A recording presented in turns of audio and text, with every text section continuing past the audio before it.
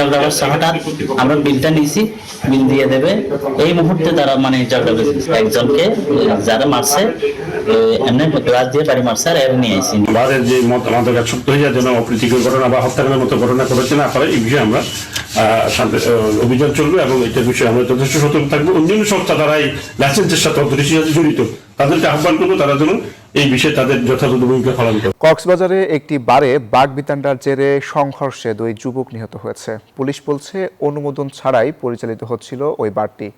ঘটনা তদন্ত চলছে। এদিকে রাশেদ হত্যার বিচারের দাবিতে বিক্ষোভ করেছেন তার স্বজন ও এলাকাবাসী। ইরফানুল হাসানের তথ্যচিত্রের রিপোর্ট। কক্সবাজার শহরের রেনেসা হোটেলের বারে বসে পান করছিলেন কয়েকজন যুবক। হঠাৎ কথা কাটাকাটি থেকে শুরু হয় সংঘর্ষের। এরপর সঙ্গে যোগ দেন দুই পক্ষের আরো কয়েকজন।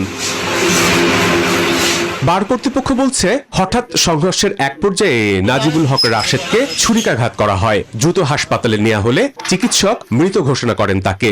ঝগড়া হঠাৎ আমরা বিলটা নিয়েছি, বিল দিয়ে দেবে এই মুহূর্তে তারা মানে ঝগড়া একজনকে যারা মারছে এমনি গ্লাস দিয়ে বাড়ি মারছে আর এর নিয়ে আইসি। পরে রাশেদের পক্ষের লোকজন হামলাকারী সালমানকে গণপিটুনি দেয়। গুরুতর আহত অবস্থায় হাসপাতালে নেওয়া হয় তাকে। অবস্থার অবনতি হলে উন্নত চিকিৎসার জন্য চট্টগ্রাম মেডিকেলে নেওয়া হয়, সেখানেই মৃত্যু হয় তার। পুলিশ বলছে বারটির কোনো অনুমোদন নেই। ঘটনার সঙ্গে জড়িতদের শনাক্ত করে আইনের আওতায় আনা হবে।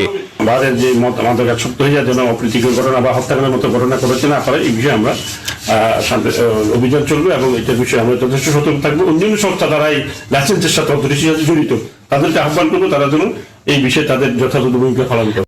এদিকে রাশেদ হত্যার বিচারের দাবিতে বাদ জুমা বিক্ষোভ করেছেন তার স্বজন ও স্থানীয়রা। Desk report, news 24।